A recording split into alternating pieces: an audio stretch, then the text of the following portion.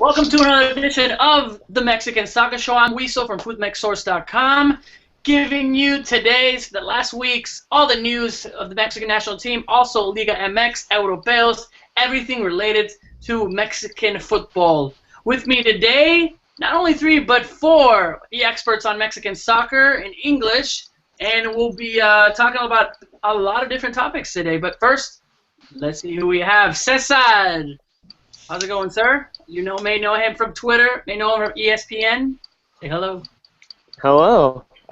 Doing well.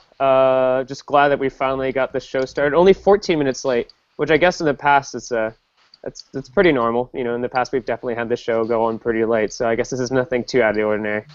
Nice. Gotta give you props for the that book in the back, The Hitchhiker's Guide to the Galaxy, with the Piojo picture right. Oh, you could actually see the Piojo picture. That's awesome. I put that up. I didn't know if anybody will actually see the Piojo from 1993. Is that Luis Hernandez on the other side, or who's that? Is that No, that's Claudio Suarez over there. Claudio Suarez. I can't see that far, but that definitely looks like Piojo. I can't really see his face, but nice. Yeah. Can we break down your movie collection too? Can we really? Oh man, we're looking at.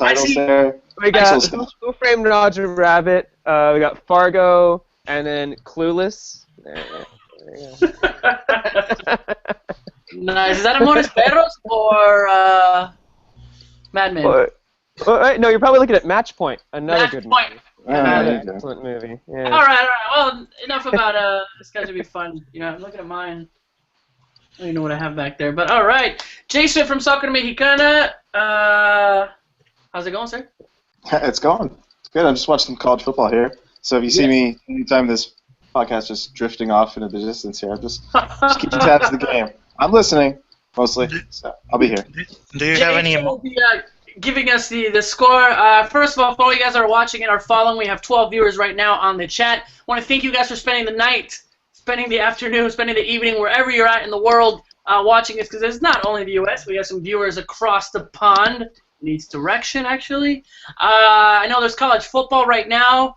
Cesar, there's also The Bachelor. I know now you have to miss it because it's Monday nights, so you know. I know you're DVRing, so there's a lot of things to do right now. I gotta catch up with the Golden Globes, man. You know, I didn't get to watch the whole thing last night, so you know.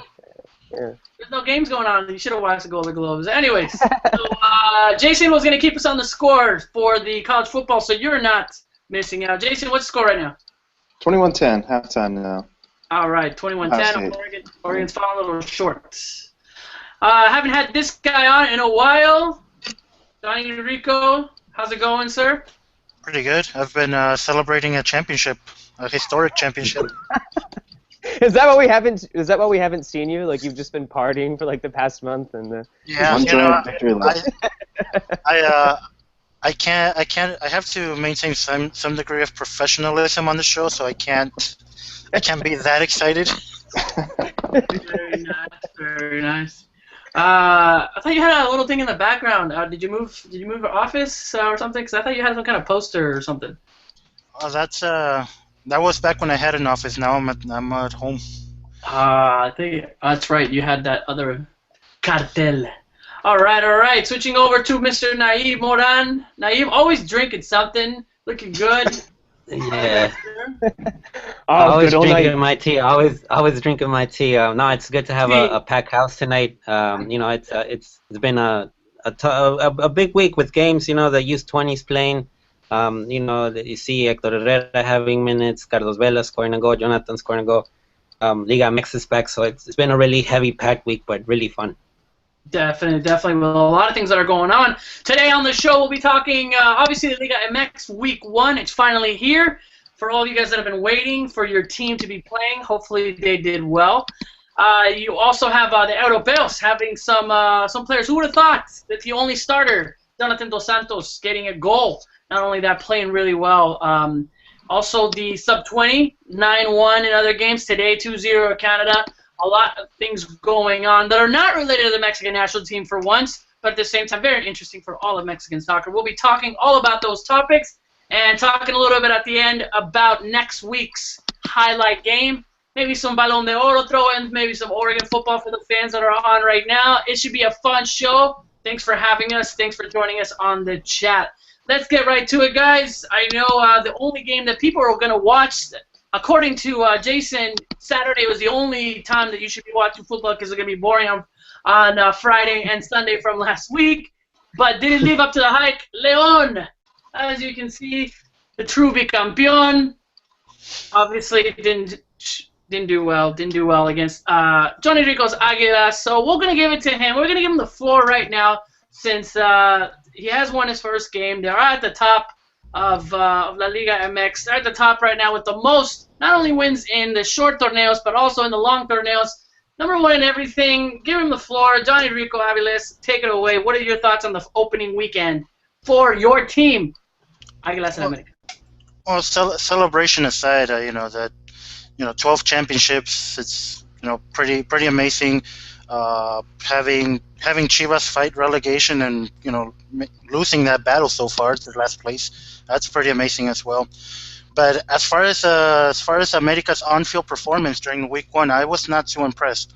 I was definitely missing some Turco Mohamed. I'm still not completely sold on Matosas. At halftime, I was thinking if Turco Mohamed was around, we'd probably be at a very boring 2-0 lead. Instead, we had a very exciting 2-2, which I was not a fan of. It's important that we got the win. It's good, but I don't like these shootout games. I like to see my team more solidly, dominate than the other teams. I was a little more surprised, Johnny. I don't know if you were too. I mean, you were up 2-0 and you kind of parked the bus. Kind of looked like Mohamed's team. I completely disagree with what you're saying. I really thought that Matosas wouldn't have just hung back until after they were 2-2, then they were able to attack. But it looked like Mohamed's team. I didn't see Matosas' hand on the game. I don't know if you guys saw anything, Jason, Johnny, or Cesar, on the level of play that America just went drastically below as soon as that first goal for León. Well, I know Mohamed's team would have had a lot more composure in midfield and in defense than what Matosas' team showed out there. All right, composure after maybe a little 1 week. Naive, your take on the game? America, the champion. For me, it was very it was loose from both teams. Like both teams are kind of freewheeling out there, and obviously it wasn't like a display of defending. If you're looking for that, you didn't get it from the game. So I don't know. I don't think either team played particularly well in that. And then you ended up getting some goals that kind of just happened. So I think you're going to see both teams improve a bit as the season goes on. Maybe they kind of figure out a little more structure for America. But I kind of agree with Johnny. I think it was a little sloppy from America, and not certainly something you see under. Different than what you saw with Mohamed. Sure.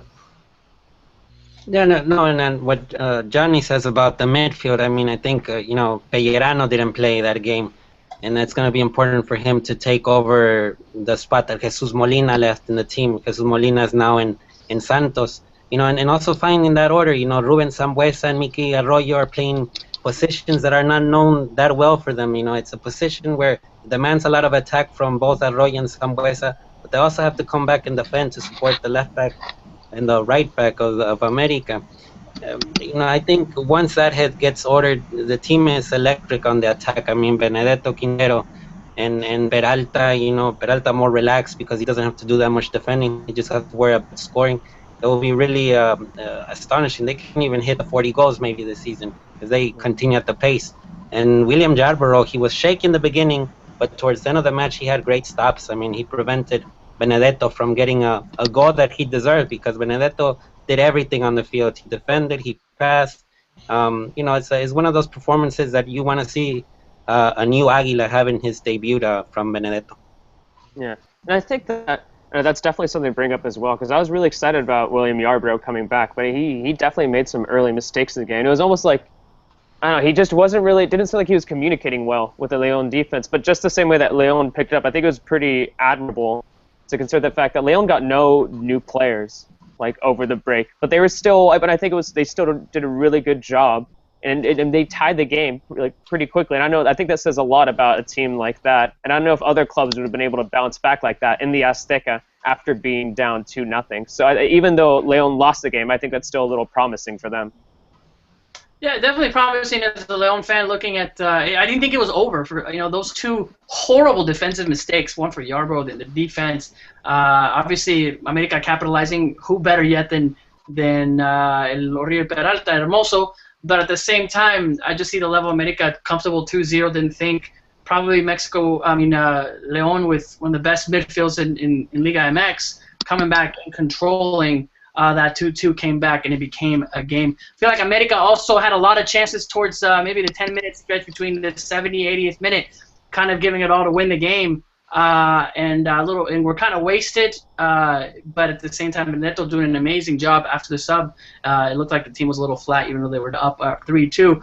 Good start for you America fans. Getting that win. It was a little bit. It could have been a little bit disastrous. But at the same time, you were able to get that win. I mean, that's what happens. You win, and you get that first win. So great job. I'm excited to see also Leon to see what can happen when those defensive mistakes aren't there. So great. Anything else to dogs add? are excited as well. I can't tell which dogs. But... No. Are those yours? Those are my dogs. I think they're. Every time somebody walks by or something, they're like right here. So I'm sorry about that, guys. That's 3 Australian Shepherds. They get loud.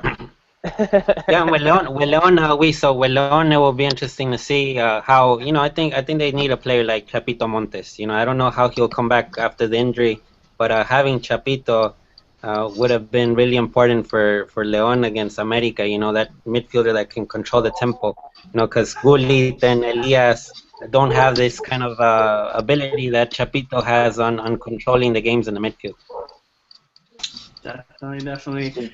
Anything else to ask? Anything else to add to the the game? I thought Jason. Yeah, just a good job from Uribe. I mean, definitely he had those 2 goals. I think you got to give credit to him. But yeah, I think that's about it for me. Yeah. Yeah, I just kind of second the what Naive said about Benedetto. Like really, I think of anything I'd take from if I was an Americanista looking at that, I'm super excited that guy's on my team now. Really see him being a difference maker the rest of the season. Definitely, I got to see a lot of Benedetto here in Tijuana, and he puts on a show every time he steps on the field. He never stops, and he was my man of the match. Even though he didn't score any of the goals, but definitely deserved one. But yeah, I'm very excited for Benedetto.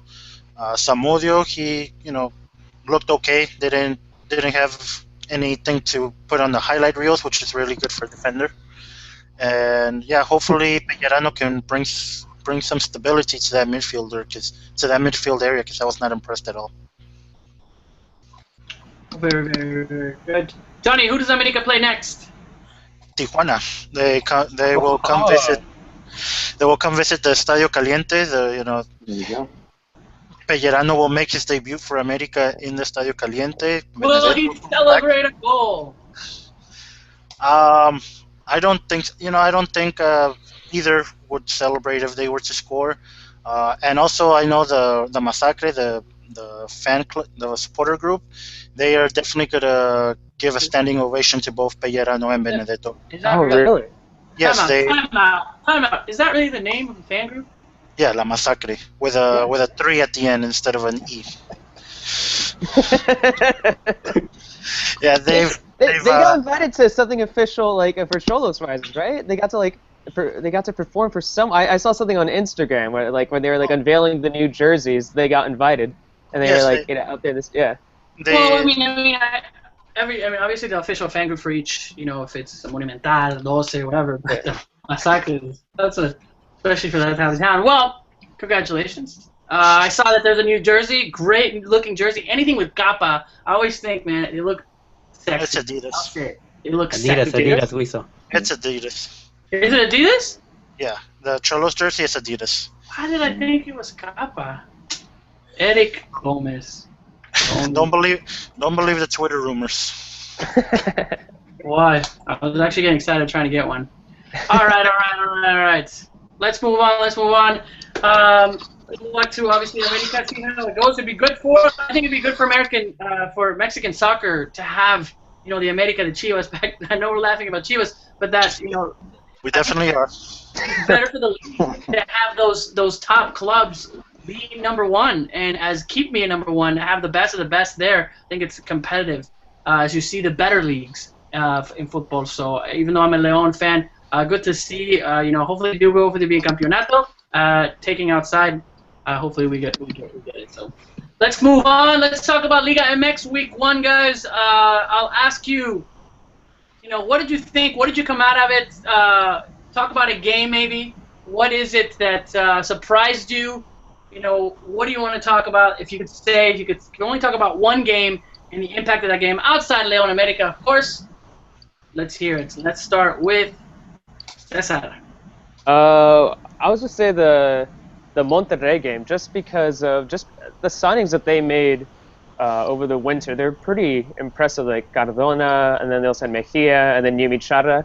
They were definitely stars back in Colombia, and I thought they would have made it much more significant. I mean, maybe I'm being a little too impatient with them making a big difference on the team, but I thought that they would have had no trouble at all whatsoever against Leones Negros. But Monterrey, they just look, I don't know, they looked a little ambivalent out there. They didn't look like really inspired out there on the pitch. So I don't know, it was kind of a strange game, but maybe Leones Negros are just, I don't know, they know they're about to get relegated, so they felt like they needed to have the win. Maybe Monterrey know that they have enough talent to make the playoffs, but I don't know, it was a strange game for me to watch.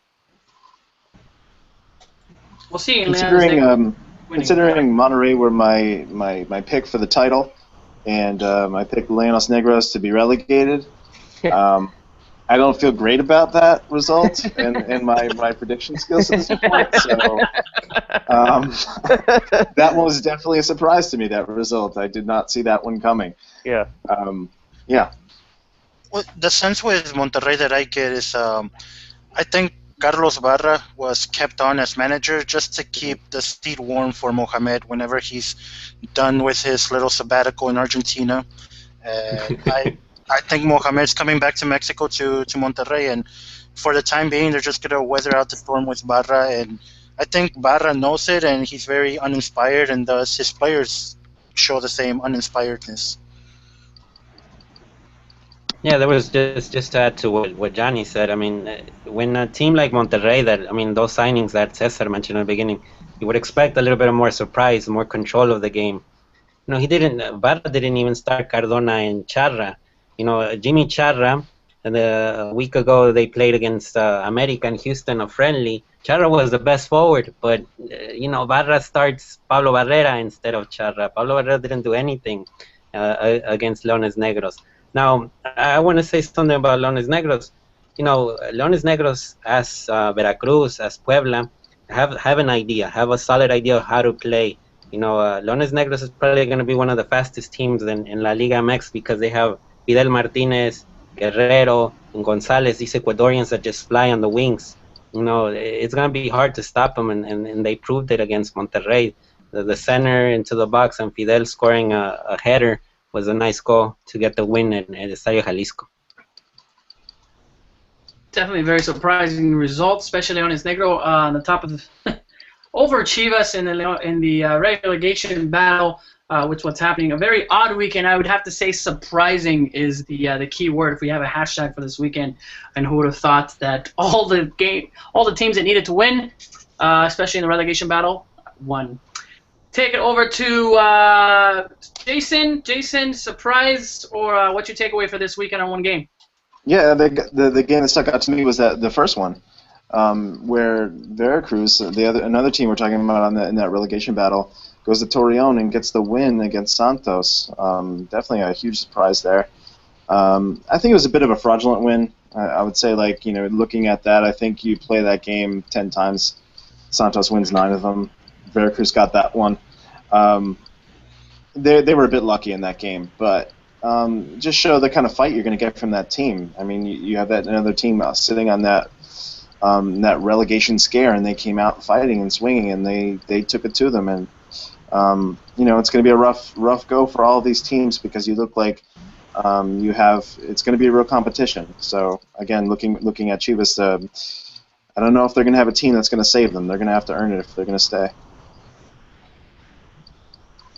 I think it's perfect that we started the season with the dramatic, the 3 teams that needed to win, like I said, makes it up for a lot of the media already hyping up. It's still Leones Negros, guys. I don't think they've changed so drastically that they're going to the playoffs. Here's the thing with Leones Negros. All they really need is 17 points to kind of avoid relegation. And how many points did they get last season? 17. Well, actually, 18 points this season puts them above that 1.00 average, which I think is going to be enough to save them.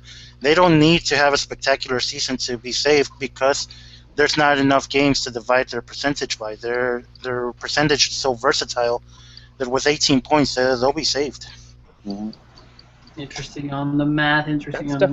Definitely a good point. It's going to be interesting to see. I think they take on Chivas in week 3 too. So that's going to be a really fascinating game, like really early in the season, to see how Chivas going to respond to that. Yep. Yeah, and just Santos, just to add a little bit about Santos, I mean, the team is in construction. Yeah. Like Caixinha said after the game, I mean, they let Osvaldo Sanchez go, Darwin Quinteros went to America, and then Chato Rodriguez went to Atlas. I mean, but they brought in Marche, the goalkeeper from Argentina, who's I think he's actually gotten colors from the Argentina national team. And they also got the midfielder Pulpo Gonzalez. You know, I think they played a great game against Veracruz. You know, the Chuletito's not a reliable striker to have for any Liga MX club, I think, and that will change with the weeks. You know. You know, and what Naive said about Santos being under construction, every construction site needs a demolition first, and I think that's what Santos are going through right now, just the demolition stage. Yeah. I like the fact that you brought up Marchesín, though, because it seemed like he was definitely a big deal back in Argentina, and it's pretty impressive. He got called up twice to the national team late last year when they played Brazil and Hong Kong. So it's definitely a big deal to have a keeper at that caliber. He gets called up. Argentina is not ripe with goalkeepers. Like it's not. They're not really known for their keepers, are they? But I mean, for me, I mean that's a step up because Sanchez has been. I mean, for me, he's been past it for a few years now. So I think he's an instant upgrade. Yeah. Right. What's the last great world keeper for Argentina? El Pato, maybe. Yeah. Even. Abondancieri. Yeah. You know, what Jason was saying on Osvaldo Sanchez, the last memory I'm going to have of Osvaldo Sanchez on his very last game, Cuauhtémoc Blanco scoring 2 goals on him. Just steal the game away. Yeah. All right. Yeah, Combined definitely. 98 right there between the two of them. A little surprising, Santos losing, especially in the way they were looking for him and getting that loss. All right, Jason, give us an update. What's going on? Nothing. We're in the endless commercial breaks. We like soccer. Yeah, isn't halftime in most football games like 3 hours or something along those lines, like 4 hours? I'm not entirely sure how long halftime. I'm not sure what's going on over here. Every time I look at commercials, it's just terrible. All right, guys. Well, moving on. Let's see what's going on in the chat. People are telling us that we definitely gained some weight over the holidays. Let's see, making fun of Johnny's TV. And here we go. Something interesting. The team that needs the most points is Puebla. They needed about 24 points, if we're not mistaken, from Salvador Mares. Also, Matosas had his hand was in his pockets counting on the paper he got from Coaching America from JoelBot77. Opinions that are there. I think this is Jolie. I like that you called him JoelBot, but that's just Jolie. Yeah. Probably is Jolie. Also, oh yes, my dogs. Hood. Very nice. If you're not joining in the chat, it's always fun. Especially shout out to all you guys that are on with us. To respond to Salvador and that Puebla need 24 points. Puebla only need 4 more points than Chivas at the end of the season, and they'll be saved. Chivas came in with a 3-point advantage over Puebla. As long as Puebla has 4 more points at the end, they'll be safe. That's right. Making the math. All right, let's go over to Naive. Naive, your take on this weekend? One game, one surprise. What is up?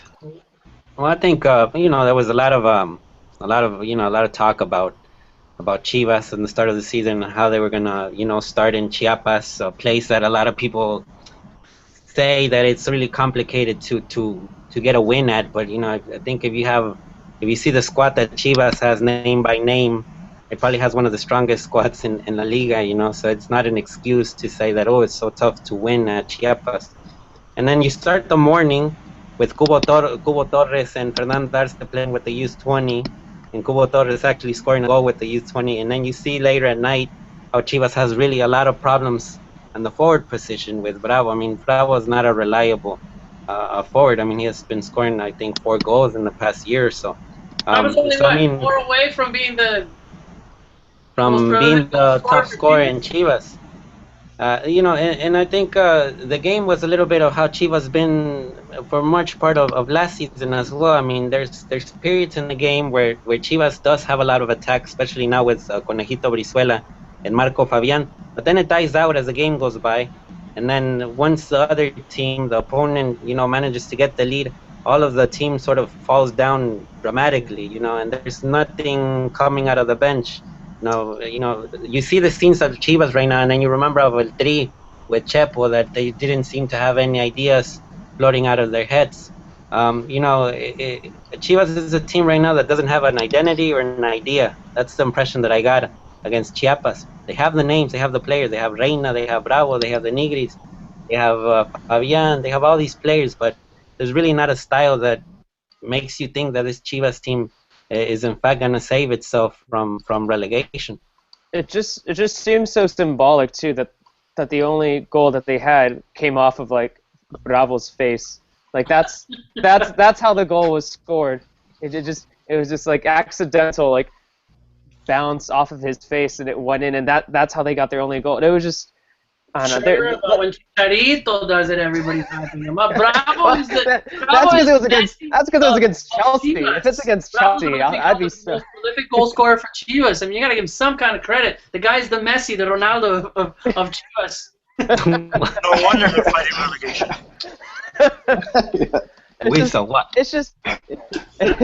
It's just bad.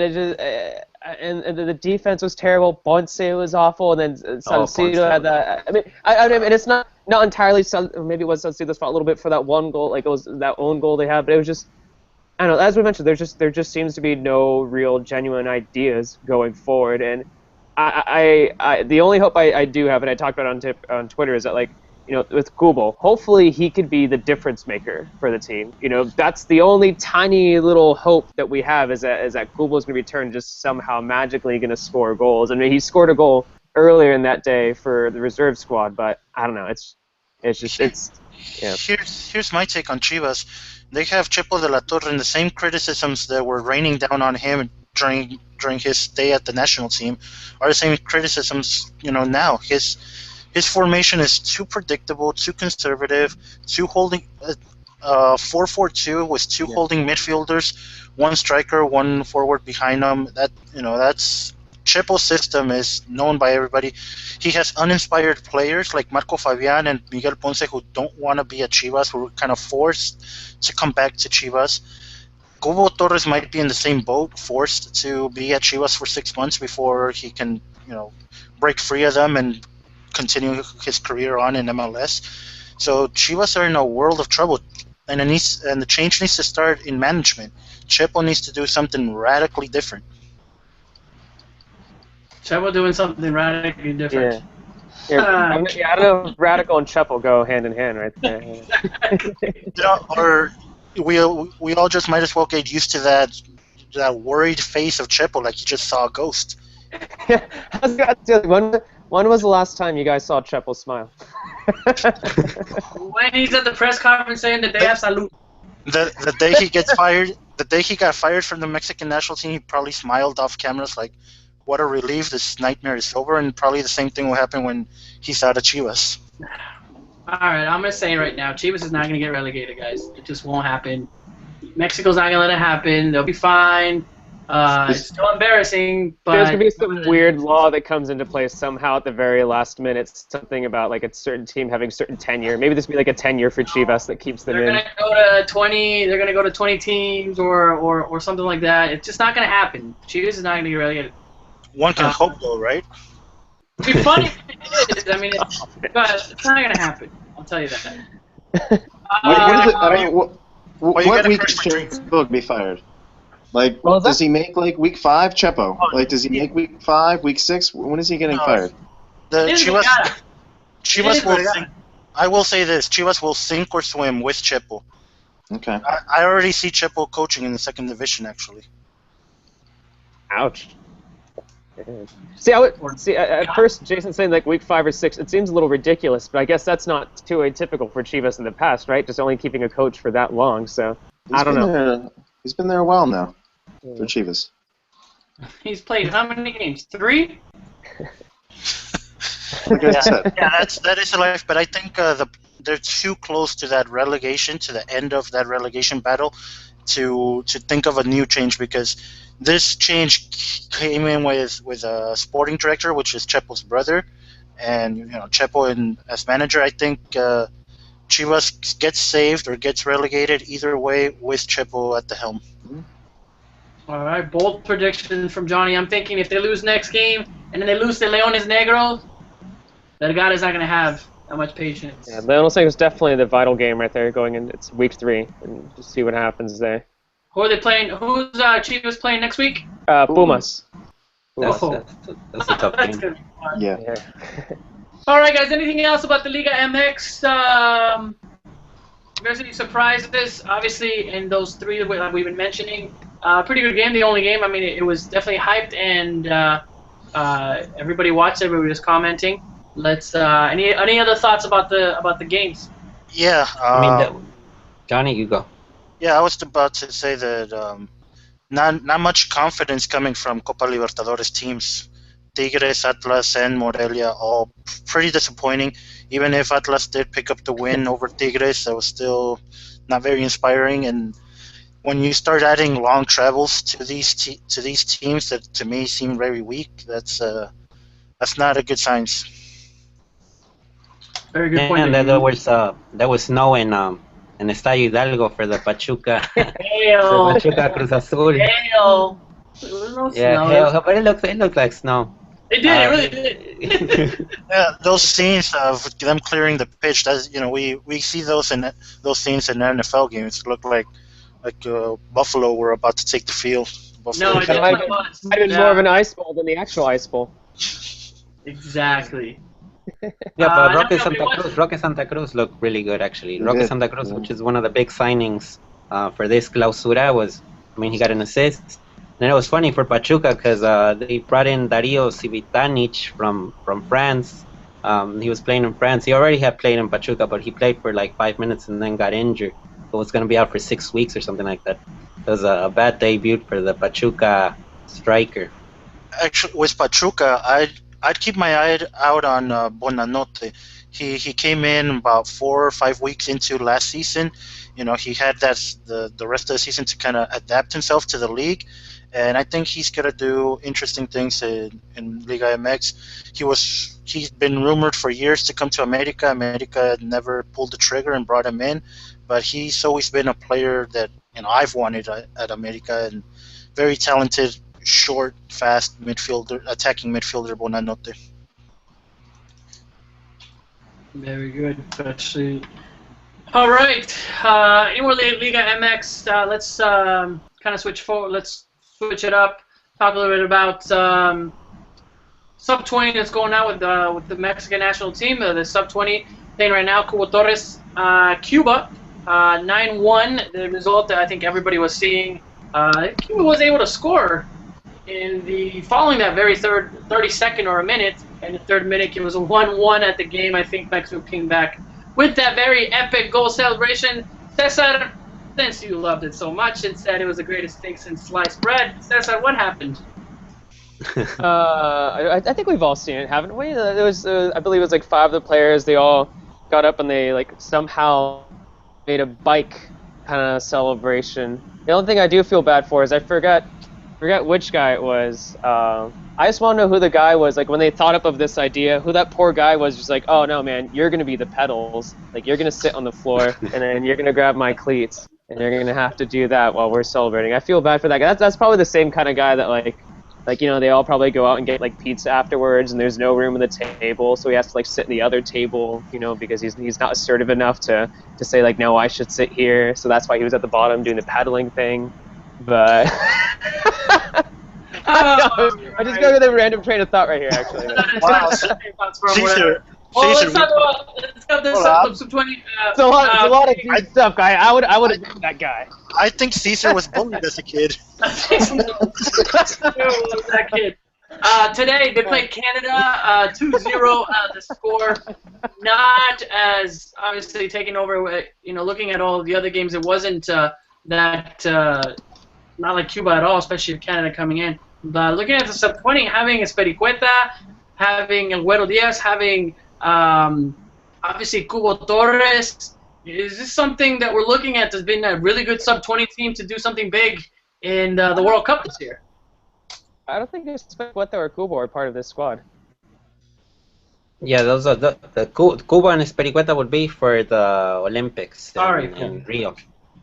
Yeah, so the kids that we got to talk about is Güero, Irving Chucky Lozano, Eric Gutierrez, Eric Aguirre, who was in the Guardians top list just a couple of months ago.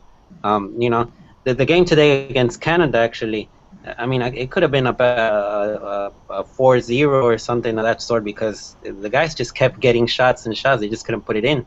But it's been I remember talking to Jonathan Spiricueta about the youth national teams, and he said that Mexico is it has to be one of the top teams in the world.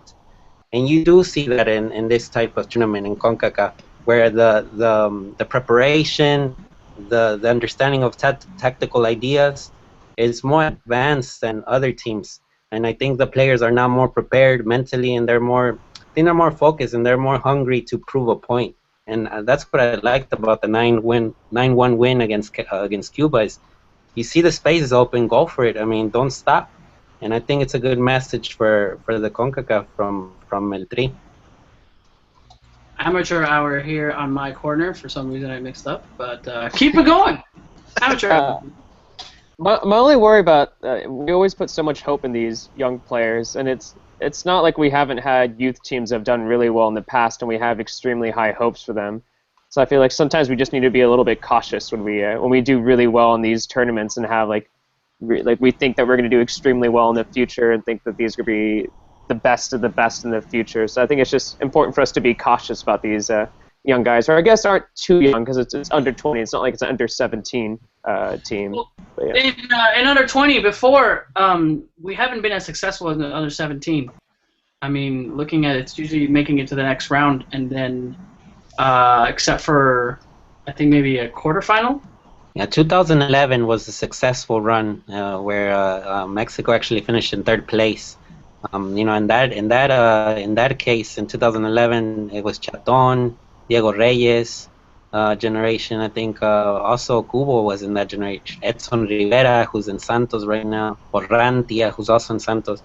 It was a good generation. The one that played just barely in 2013, that generation just finished in the round of 16. It was eliminated by Spain, though, which is by 1 goal, I think. Very good to see. What's next for the sub-20?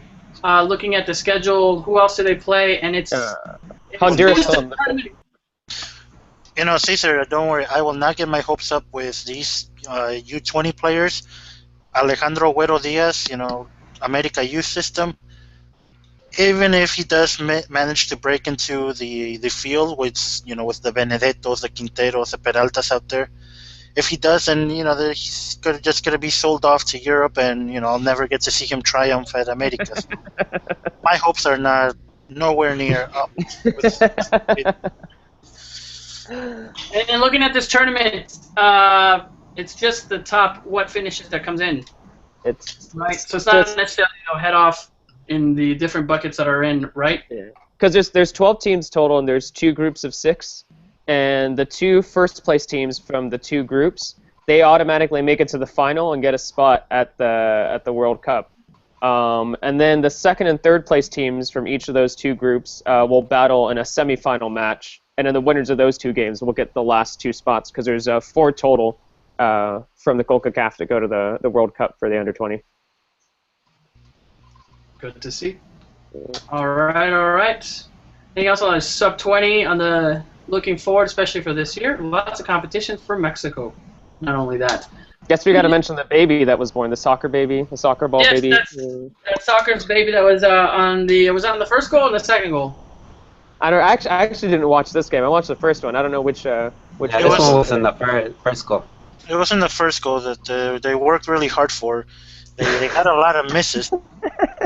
It was a tedious labor, that birth. We're seeing a pattern, especially with these young guys. It makes it fun, makes it people are talking about it, looking at what they're doing. So good luck to them. Who do they face off next, Cesar? I know you have the. They play against Honduras on the 15th, then they play El Salvador on the 19th, and then Haiti on the 22nd.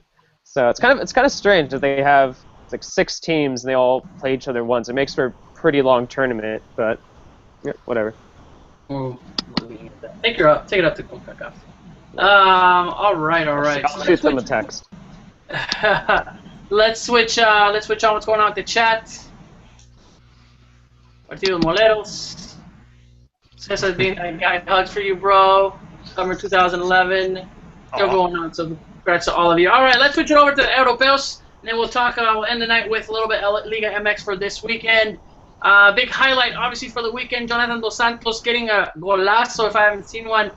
Just amazing. That control of the ball. Some that are saying that he's got just a great shot and what we've seen, but finally doing something. Naive, obviously you look close and you were over there. What did you think? What's your take, especially on Jonathan Dos Santos playing that well and obviously getting that goal in that Villarreal game? No, I think it was an important game for Villarreal. They were playing against Malaga, at Malaga, and Malaga and Villarreal are going to be 2 teams that are going to battle it out till the end for a Europa League spot, or I think Europa League spot. It would be the most ideal way to put it. He's been getting the start lately, playing a little bit more towards the right mid position, not really on the central position where it's more of his, type of position that he's played most of his career in Barcelona. Now he's a little bit more out to the wing. He's not your typical winger, but he gives you that ability, all that correct passing going on. The decision was right there. I mean, he had an opportunity. The ball wasn't there. Take a shot, a volley to the goal, and he took it. It was to the left of Many. It wasn't like it was about that much between him and the pole, and it went right through him. Like, can we say that was a mistake? Hoping? No, we could say actually. I mean, I would want to ask Ochoa how he saw it from the bench, his opinion.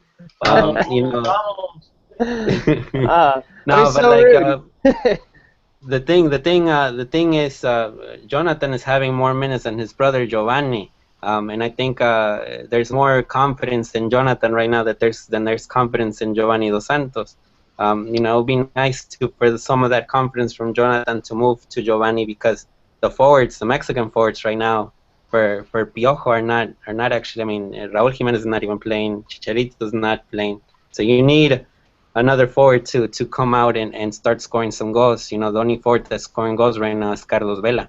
But it's good news from Jonathan. The goal is just an answer to all of the good football he's been showing in the past couple of months.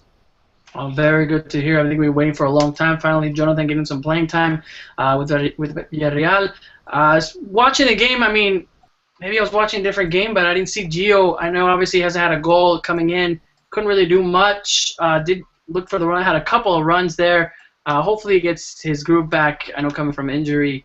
We'll see where he will be at. But just like you're saying, the other obviously Europeos that highlight Carlos Vela with another penalty kick. It looks like for the national team, I can say that we have good penalty kick shooters. I mean, looking at what we have, Carlos Vela always there.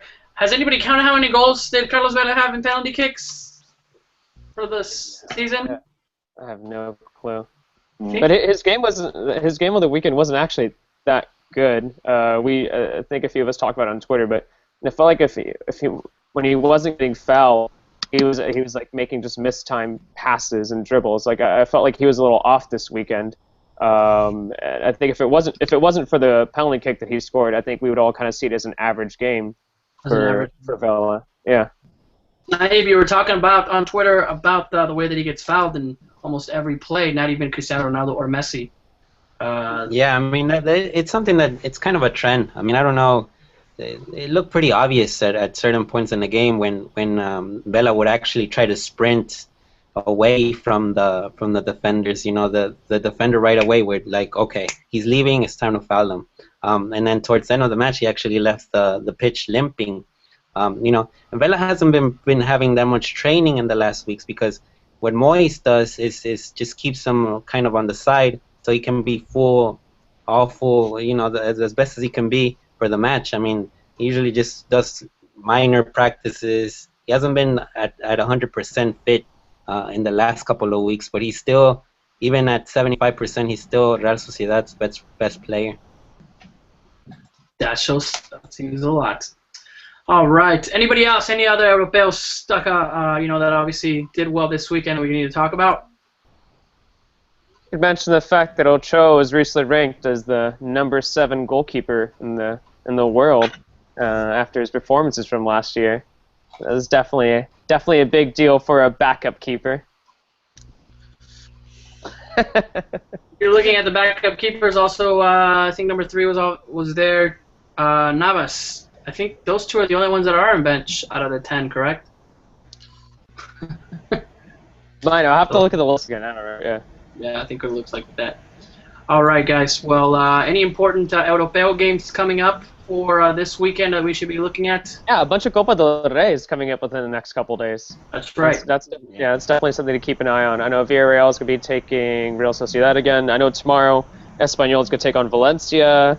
Levante is going to take on Malaga. And so far, Ochoa has been playing in every single Copa del Rey match for Malaga. So that's definitely something to watch out for. Playing or shining in Copa del Rey matches? He's been doing a good job. He's shining. He does actually do a really good job. And if Malaga keeps doing yeah. It's not just me saying this. He does play amazing every time he plays. Oh, he does actually, yeah. And if Malaga keep doing well in the Copa del Rey, then hopefully that'll be good for him because then he keeps getting playing time.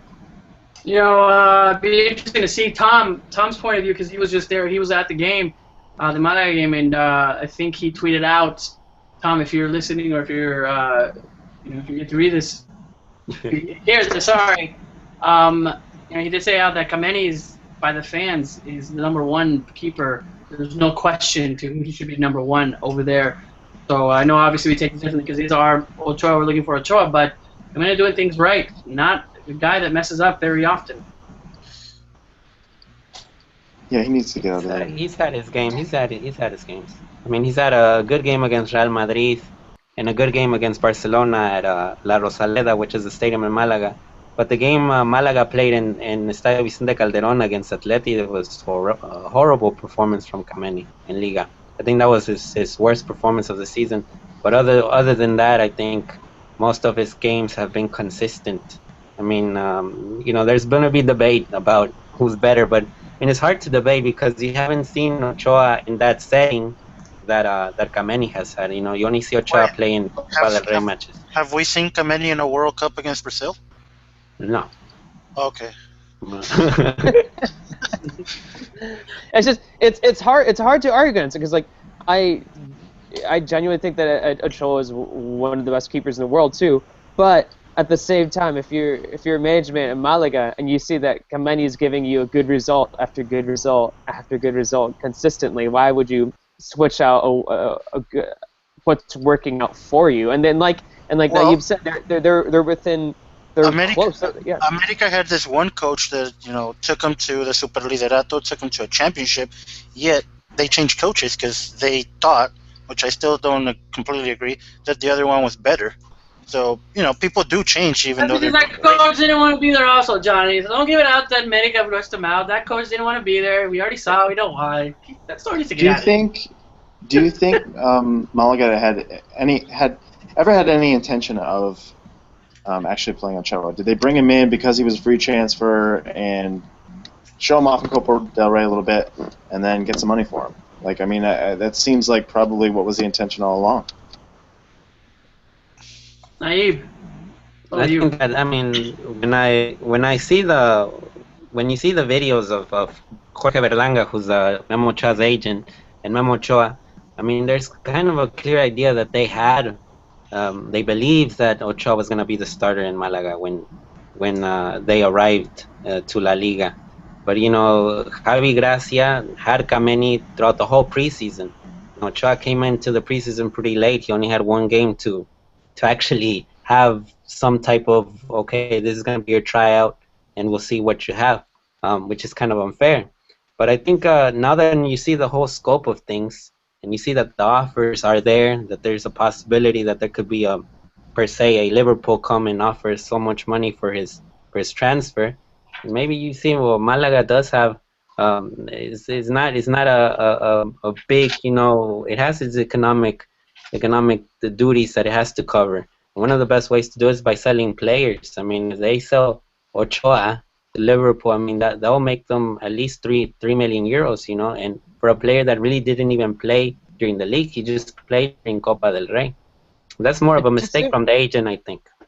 It just seemed like the way that they presented him, and the way, I don't know, perhaps we were just on this like high after the World Cup, but the way that the team presented him, I kind of assumed that he would easily be the starting goalkeeper, and I think, unfortunately, a lot of people kind of immediately assumed that as well, and perhaps it was just that one bad preseason game that he had, which kind of left like a bad, like, I don't know, first impression on the team, which led Kameni to have the start afterwards, but I definitely assumed that he would be the starting goalkeeper. I think we all did. We all assumed that was going to happen. Yeah. But it didn't happen. All right, guys. Talked a little bit about, obviously, the upcoming games. The Europeos. Lots of talking. Makes it very, very exciting, especially in the weekends. Watching so many of our players either at least have a chance and hoping. I guess that third sub, we all get pissed off whenever that third sub comes in. And Chicharito's not going to play, Raul Jimenez is not going to play, or for whatever reason, so we see it out there. Can't go. Congratulations, Cristiano Ronaldo, Balón de Oro, winning. How many of you guys did you guys get to actually watch that celebration on Fox or anybody else? Did anybody watch it? Yeah, Yeah, I feel I saw that on like Twitter. they really try, but I mean, you can't even watch the Golden Globes or the Oscars. I mean. No bets at all anywhere in there. I mean, not even close. Right, Cesar? I don't know you're digging. I guess the only thing that was interesting was, like, and it kind of stood out to everyone, is that weird, was it the ooh kind of acceleration that he had afterwards? I kind of, at first I thought, but when I first saw that, I thought it was a joke. I thought someone dubbed over it and like made some sort of joke kind of like voice thing. I was like, well, someone just messing with me, and I looked for multiple other videos, but every video I saw, it's the same exact sound. It's a little strange. Yeah, I was watching it live. It was kind of odd and very nice. Almost as nice as Messi suit. I am Groot. Almost as funny as Messi's suit. But we'll keep on going. There's actually this website. It's called The Fall on the Floor, and people voted for the worst flops of last year. It's supposed to be making fun of the Ballon d'Or, but it's The Fall on the Floor. I thought was pretty entertaining. Arjen Robin? Arjen Robben's he didn't win, but he's definitely one of the contenders. If you go on The Fall on the Floor, if you look it up on Google, he's definitely one of the contenders. Let's all vote for that.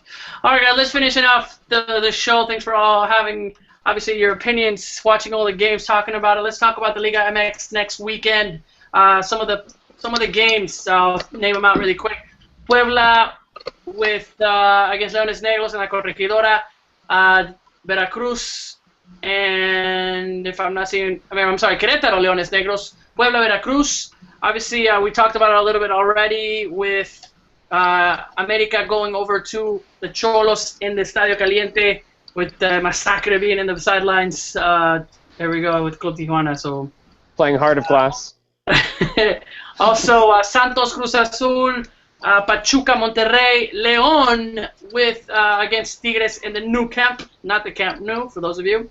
Atlas and the Monarcas Morelia.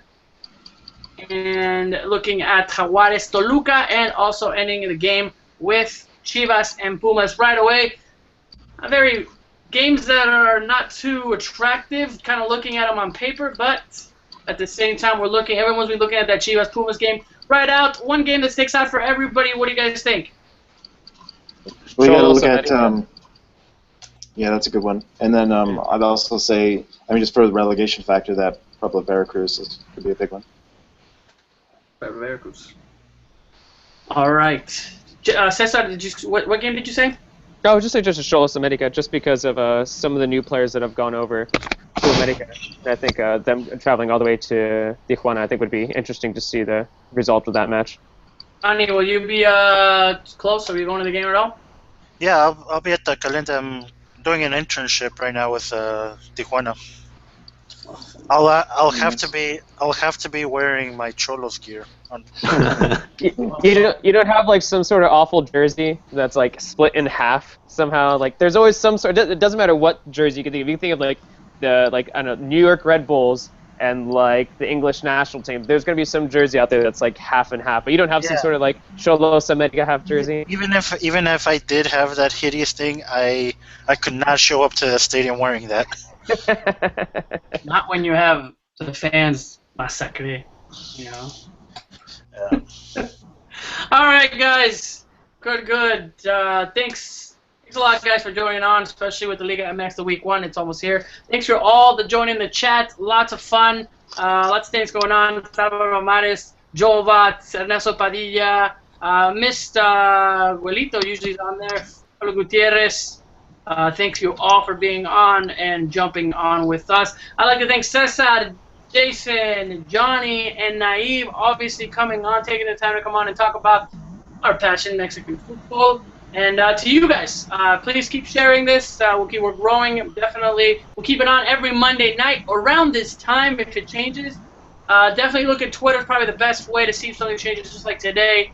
We did have some problems with Google Hangouts. We'll see what's going on. But it should be an interesting game. Any last words, Cesar, Jason, Naive, or Johnny?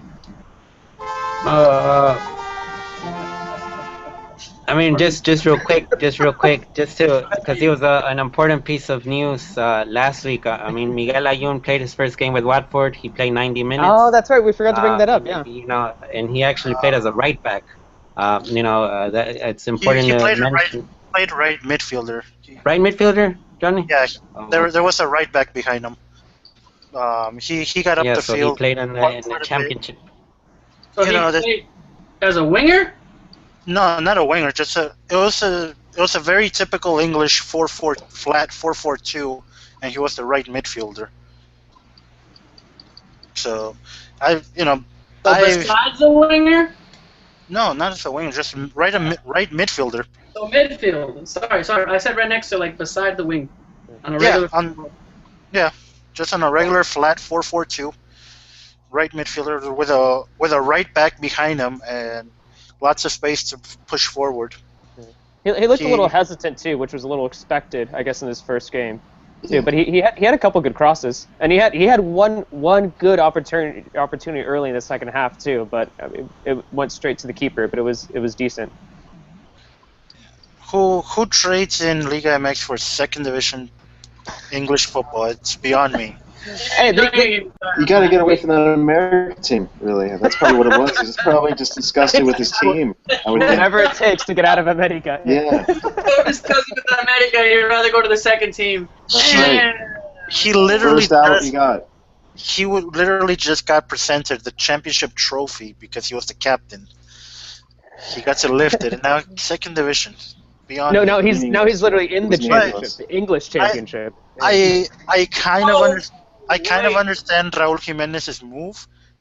He could have been already a two-time champion, Raúl Jiménez, but his move is kind of understandable. Not Layun's. Layun's move is beyond me. Yes. Hey, if he does well for just like less than 6 months, he can go play in the English Premiership. What's going to happen is that they're just going to use him for now, the same like Naive kind of talked about it with Inense, the same owner, and then we'll move them back up. It doesn't matter if they're on loan or if they're there. You still move players when they're there. So I think that's what's going to happen after this season coming up. So I think we'll be in a different club by the end of the fall, by the beginning of this. At the end of the summer. So we'll see what's going on. All right, guys, we're at 59 minutes, almost an hour of the show. Thank you guys again. Thank you to you guys, the fans. Please share this on Facebook, on Twitter, on any kind of social media. We'll be going on. Good night for me. Good luck to everybody. Great week, and we will talk about all the soccer things happening next Monday with these guys again. Hopefully, Tom will be coming back. Messaged him today from his vacation, traveling all over the world. Lucky guy. So he'll be coming back hopefully Monday, and we'll see which guys are joining us next Monday night. Same time, same channel. Have a good weekend. Bye.